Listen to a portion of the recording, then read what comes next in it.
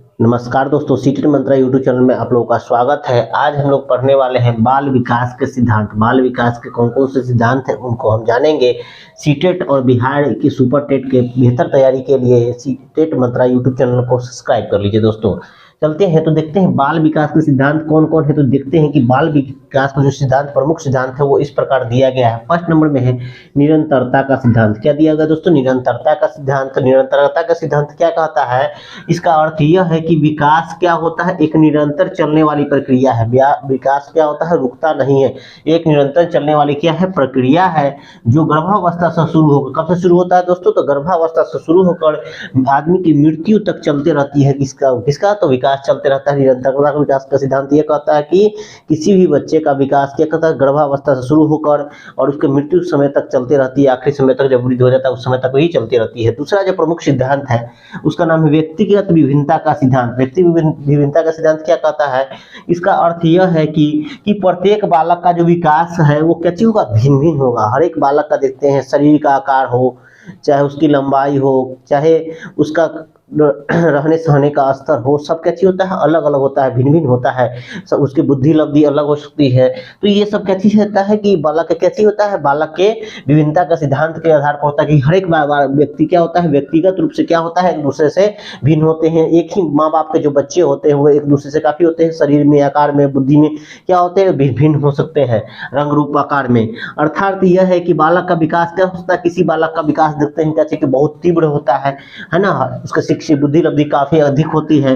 किसी का क्या होता है? बुद्धि लब्धि धीमा होता है, वह कोई बात को आसानी से सीख नहीं पाता है। किसी की बुद्धि लब्धि उच्च होती है ना, और किसी की कैसी होती है? काफी निम्न होती है ना। उसको बार बार किसी बात को किसी जो उच्च बुद्धि वाला जो व्यक्ति है उसको अगर आप कोई बात समझाते हैं बच्चे को तो क्या करता है? वो फटाक से समझ लेता है, तुरंत ही समझ लेता है। जबकि निम्न बुद्धि का बालक है उसको बार बार समझाने पर वो क्या करता है? वो बातों कुछ बातों को क्या करता है? समझ पाता है। अब चलते हैं तीसरा जो प्रमुख जो सिद्धांत है कि विकास का एकरूपता का सिद्धांत। विकास का एकरूपता का सिद्धांत क्या कहता है कि इसके अनुसार क्या होता है दोस्तों कि विकास जो है अपना एक निश्चित क्रम में होता है। किसी व्यक्ति का जो विकास होता है एक निश्चित क्रम में होता है। डायरेक्ट कोई आदमी बड़का नहीं होता, वो छोटा छोटा धीरे धीरे होकर क्या होता है? बड़ा होता है। तो उसका क्या है? क्रम है, जिसको क्या कर सकता है? बदला नहीं जा सकता, जिसको चाहकर भी कोई व्यक्ति क्या कर सकता है? बदल नहीं सकता है।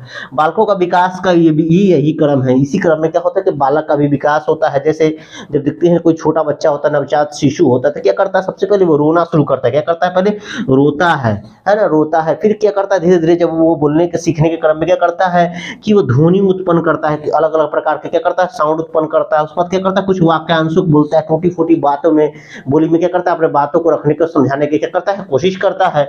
साथ उसके बाद क्या करता है? धीरे धीरे बोलते बोलते जब उसको आगे शब्दों पर उसका कमांड हो जाता है तो क्या करता है? वो धीरे धीरे पूरे वाक्य को क्या करना? बोलना सीख जाता है। कोई बच्चा भी चाहे तो डायरेक्ट पहली बार में ही कि सोचे कि डायरेक्ट कि हम पूरा वाक्य ही बोल दे, तो ऐसा दोस्तों संभव नहीं है। इसके लिए क्या चाहिए कि बच्चा को धीरे धीरे बाई क्रम में ही सीखना पड़ेगा, है ना। जैसे चलने का क्रम है तो क्या करता है? पहले देखिए बच्चा क्या करता है? अपने गर्दन को हिलाता है, हाथ पैर हिलाता है। उसके बाद क्या करता है? धीरे धीरे चार पैर पर चलना शुरू करता है, दो पैर और हाथों के सहारे चलना शुरू करता है, गुरुकर जिसको कहते हैं, है ना। उसके बाद फिर वो क्या करता है? धीरे धीरे खड़ा होता है, फिर धीरे चलना शुरू करता है, फिर दौड़ना शुरू करता है। तो क्या होता है कि एक रूपता का सिद्धांत है। इस सिद्धांत को क्या करता है? बदला नहीं जा सकता है। जबकि व्यक्तिगत विभिन्नता में क्या होती है कि हर एक व्यक्ति का जो होता है विकास का क्रम होता है, हर एक व्यक्ति का जो विकास होता है वो भिन्न भिन्न स्तर में क्या होता है? भिन्न भिन्न होता है। एक दूसरे से क्या होता है? सिमिलरिटी नहीं हो सकता। दो भाई हो या कोई भी दो व्यक्ति होता है, एक ही क्लास में आप देखते हैं एक से अधिक बच्चे रहते हैं, सबके क्या होता है? व्यक्तिगत रूप से भिन्न होते हैं। चाहे उनका चेहरा का आकार हो, लंबाई हो, चौड़ाई हो, वजन हो, इन सब आधार पर क्या हो सकता है? भिन्न हो सकता है। तो ये जो बाल विकास है उससे संबंधित जो प्रमुख सिद्धांत हम लोग कर रहे हैं उसके अगला पॉइंट को देखते हैं। अभी तक 3 पॉइंट को अभी हम लोग देख चुके हैं। चौथा पॉइंट है विकास की गति की दर क्या होती है? भिन्न भिन्न होती है। सभी बालक में क्या होती है? विकास की गति की दर क्या होती है? भिन्न भिन्न अवस्था में क्या होती है? भिन्न भिन्न होती है। जैसे देखते हैं कि जब बालक छोटा रहता है तो क्या होता है? शैशवावस्था में बालक क्या होता है? काफी तेजी गति से कोई बातों को क्या करता है? शैशवावस्था में काफी तेजी गति से सीखता है। जबकि जब बाल्यावस्था आती है तो उसकी गति क्या होने लगती है? धीमी होने लगती है। बाल्यावस्था में उसकी गति क्या होती है? धीमी होने लगती है। और शैशवावस्था में क्या होती है? उसकी गति काफी तीव्र रहती है। फिर उसके बाद क्या होता है कि बाल्यावस्था में धीमे होने होने लगती है, और साथ साथ फिर बाद में जब किशोरावस्था आता है तो फिर उसकी जो सीखने की गति की दर होती है वो क्या होती है, काफी ज्यादा तीव्र होती है, बढ़ जाती है, बहुत ज्यादा क्या होती है, बढ़ जाती है। अगला है विकास के सामान्य से विशिष्ट की ओर होती है। जो विकास होता है, विकास वो किस तरह से होता है, तो सामान्य से विशिष्ट की ओर होता है। जैसे कि कोई भी बालक क्या करता है, तो कोई भी काम को पहले समान रूप से सीखता है। क्या करता है, समान रूप से सीखता है। जैसे हम छोटे बच्चों को ABCD पहले समान रूप से सिखाते हैं, बाद में उसको हम कर्सिव में लिखना सिखाते हैं, तो क्या हो गया, विशिष्ट हो गया, समान से विशिष्ट की ओर हम लोग करने की कोशिश करते हैं। उसके बाद क्या हुआ कि विशिष्ट रूप में जैसे देखते हैं कोई बालक क्या होता है, शुरू में किसी वस्तु को उठाने के लिए क्या करता है कि दोनों हाथों का उपयोग करता है, वस्तु को उठाने के लिए दोनों हाथों का उपयोग करता है। लेकिन धीरे धीरे क्या होता है कि जब उसको करते करते उसका क्या होता है, हैबिट हो जाता है, तो क्या करता है कि वो एक हाथ का उपयोग करने लगता है और हल्की चीजों के लिए उंगलियों का प्रयोग करने लगता है। जैसे देखते हैं कि शुरू में पूरा पेज पलटने के लिए दोनों हाथों से कॉपी पकड़ के पलटना शुरू करता है, लेकिन जब वो उसके पास में एक्सपीरियंस हो जाता है, विशिष्टता आ जाती है, तो क्या करता है कि वो पेपर के बारीक जो पेज होता है, एक एक पेज को भी आसानी से उठा सकता है, पलट सकता है, उसको आसानी से कर सकता है। तो कोई भी चीज में क्या होता है कि पहले समान रूप से कोई चीज को सीखते हैं, बाद में क्या करते हैं, उसमें विशिष्टता को लाते हैं। अगला क्या है, परस्पर विकास का सिद्धांत। क्या है अगला प्रमुख सिद्धांत, परस्पर विकास का सिद्धांत। ये क्या कहता है, ये कहता है कि सभी प्रकार के विकास क्या होते हैं, एक दूसरे से जुड़े होते हैं, एक दूसरे से अंतर संबंधित होते हैं। जैसे दिया हुआ कि शारीरिक जो विकास है, सामाजिक विकास, संज्ञानात्मक, संवेगात्मक आदि जैसे जो विकास है वो एक दूसरे से क्या होते हैं, संबंधित होते हैं। क्या होते हैं, एक दूसरे से संबंधित होते हैं, एक दूसरे से जुड़े हुए रहते हैं। क्योंकि जो भी विकास होता है वो बालक में क्या होता है, ऐड होते रहता है, और बालक के समान से उसको क्या करता है, विशिष्ट की ओर लाते जाता है। उसमें गुणों का क्या होता है, वृद्धि होने लगती है। किसी भी प्रकार का वो शिक्षा ग्रहण करें तो क्या होता है, उसका विकास में क्या होता है, जुड़ते रहता है, और सब किसी न किसी प्रकार से जब जरूरी पड़ता है तो उसको क्या होता है, काम आता है।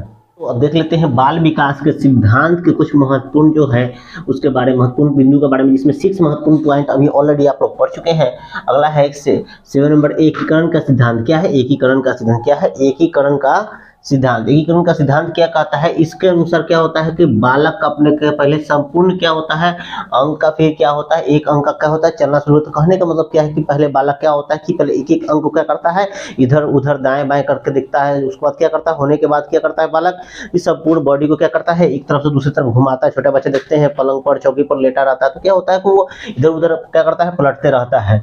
तो ये क्या करता है, एकीकरण का सिद्धांत होता है। इसमें क्या होता है कि पहले पूरे हाथ को क्या करता है, एक साथ घुमाता है, फिर उंगली को एक साथ घुमाता है, उसके बाद क्या होता है, और हाथ और उंगली दोनों को क्या करता है, एक साथ एक्टिविटी करना शुरू होता है। इसी को क्या कहते हैं, एकीकरण का सिद्धांत। क्या कहते हैं इसको, एकीकरण का सिद्धांत। अगला है दूसरा कि निकट दूर का नियम। निकट दूर का नियम क्या कहता है, इसमें क्या होता है कि आदमी का जो रीढ़ का हड्डी होता है, ये स्पाइनल कॉर्ड होता है, रीढ़ की हड्डी जो आप देख रहे हैं पिक्चर में, तो रीढ़ की हड्डी में क्या होता है कि रीढ़ की हड्डी के जो पास का जो अंग है, बॉडी पार्ट्स हमारा है, वो क्या होता है, उसका विकास सबसे पहले होता है। उसमें एक्टिविटी करने की क्षमता सबसे पहले होती है, ताकत उसमें सबसे पहले आता है। उसके बाद क्या होता है कि बाद में जो दूर के अंगों जैसे बाँह हो गया, हाथ हो गया, उंगली हो गया, उसमें क्या होता है, उसका अंगों का विकास बाद में होता है।